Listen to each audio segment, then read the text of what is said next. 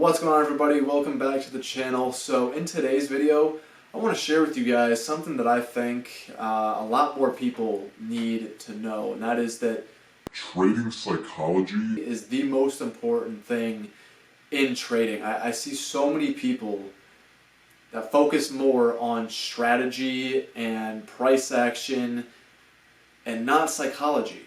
But the thing is, you can have the best trading strategy on the planet, but if you don't have good psychology, it does not matter. You could have the best strategy in the world, and you just won't be able to find any success because your psychology is not on point. You're going to be rushing into trades, getting out too soon, getting angry, revenge trading, all the kind of stuff that you don't want to do at all in trading. Now, if your psychology is on point, which we really want to see, it doesn't matter what strategy you have. Because quite frankly, strategies are a dime a dozen.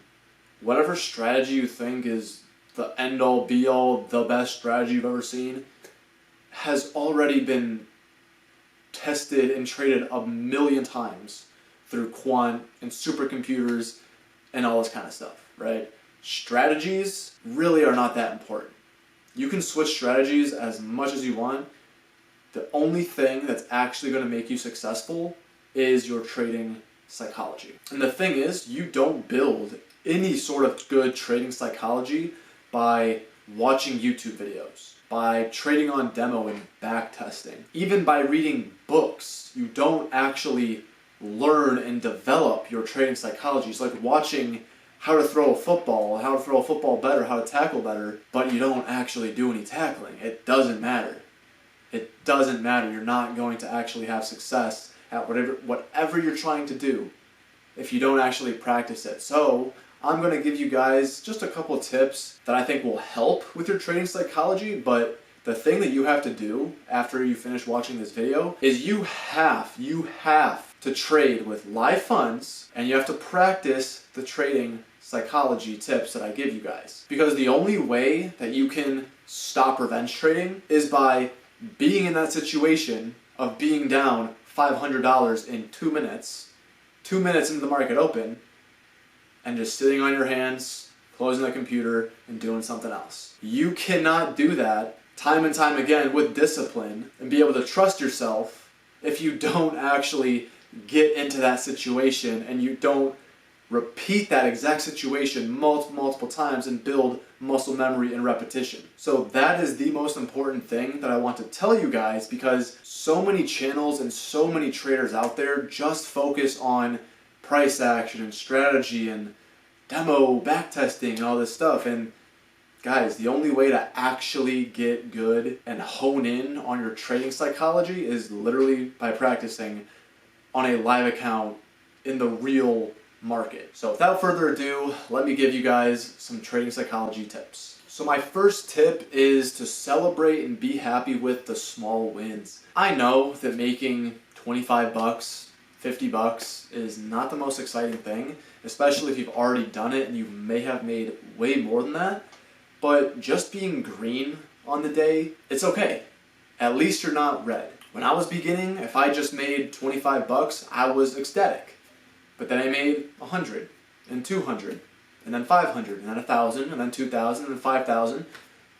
And just being a little over break even on the day becomes irrelevant. You're not happy with that. But what you have to realize is that you're a lot happier with being a little over break even than being minus 1,000 on the day. I had a lot of days, and still sometimes do have days, where I'll be up, 50 bucks.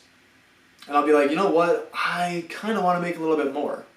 And then I take a setup that's not there, and then I go off and lose 500 or a grand. And then I'm like, wow, I could have also just walked away, not taken this C- setup, and just chilled and done something else, worked on my business. But no, I wasn't happy with literally just being flat, protecting my capital. So that's the first thing. Just be happy with the small wins. I know it's not a big dopamine rush, but just think about it in the long run.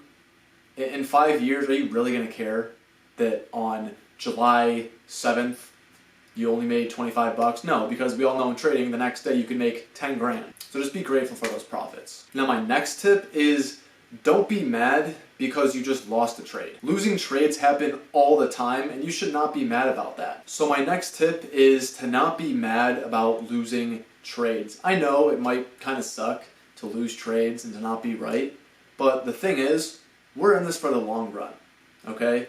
No matter how good you get at trading, how much experience you have, how much money you trade with or make, you're going to lose trades. The best hedge funds, the best quants in the world still lose trades, okay? The best businesses in the world still have bad business ideas. It happens all the time. What you should focus on instead is keeping the losses small and make sure they don't start going on a tilt. Because losing a trade, quite frankly, doesn't really matter. Trading is basically buying a ticket that has a 70% chance of paying off $1,000 and a 30% chance of losing $500. So you pay $500 for a 70% chance at making $1,000. And over time, you're going to have the wins, the losses, but over time, your equity curve should grow because you have a 70% chance over 50% at making double what it cost you to take the trade. That's how you have to think about losses. So just don't be mad if you lose a trade. It happens to everyone all the time. Now my third tip is to find something to do outside of trading. I know that if you're a beginner, like under a year, under 6 months, you are probably very addicted to trading. Right? You're trading all the time, trying to get as much information in trading in 5 different markets. And while that's cool, while that's good, I think everyone actually needs to do that. It's not actually the most productive use of time. And you actually need to take breaks from the market, not long breaks, but just daily breaks when you're done with trading to do something else. Because if you only think about trading, you're just kind of wasting your time. You can go to the gym, go fishing, go hang out with friends, go work on another business. All that kind of stuff you should be doing outside of trading. Because trading is cool, but it only lasts for a couple hours a day. Even journaling, reviewing your trades, doesn't really last much longer than an hour. So you still have a lot of time that can be spent doing other things and working on other things and progressing in other areas of your life. And quite frankly, if you have a bad day or a great day in trading, it's just kind of cool to just shut everything down and just go outside or just do something else. That's really what helps me and helps a lot of other traders just kind of ground themselves and just keep calm. Now my next tip is to stop focusing on the trading space online. The more that you pay attention to what this person's doing or what this person's doing, what strategy they're doing, were they green or red today, the more you're not going to be able to refine your strategy and actually work on yourself. And that's really going to influence you a ton in trading. Even just being in a chat room or a Discord about trading can easily affect how you trade and what positions you take. There's been times in the past where I've wanted to take a phenomenal trade, but someone in the Discord said that I don't like that setup. And they weren't even talking to me. They were just putting it in the chat, I don't like this setup. And I was going to go long, let's say Tesla, and they said, Tesla I think is going to go down. I didn't take the trade. Tesla absolutely rocketed. And I just kind of, missed out on a ton of money because I listened to someone else. Now, of course, there's been times where I do take a trade and it goes the opposite way and someone said that it wasn't going to go that way. And I just lost. Where I could have listened to them and made some money instead, not lost money. So it goes both ways, but you really shouldn't have external forces influencing you in your trading. And it is kind of tough, especially in today's day and age, but if you really just focus and really just, shut off everything and just focus on the charts, I think it'll do you guys a lot better. Now my next tip is to be happy with the massive gains, but don't get so overly confident that you think that you're the best trader in the world. I'm very confident that 90% of big green days are followed by an equally big red day. Now this happens mostly in the beginning, but when you hit your first massive trade, you feel like a boss. I mean, you just cashed out to the bank. So of course you would feel like, yeah, I own this, I'm so good. But you still have to go and trade good the next day, the next day, the next day, the next week, the next month, the next decade. right? So that big green day, while it's very cool, you still have to protect that money and show up the next day like it didn't even happen. Because if you think you're the best and you can't lose, you will lose. You will be humbled extremely quickly. So you always have to show up on top of your game, being as neutral as you can and just trying to take good setups with good risk management. Now, my last two tips are be okay with FOMO and be okay with being patient. Okay? Patience pays.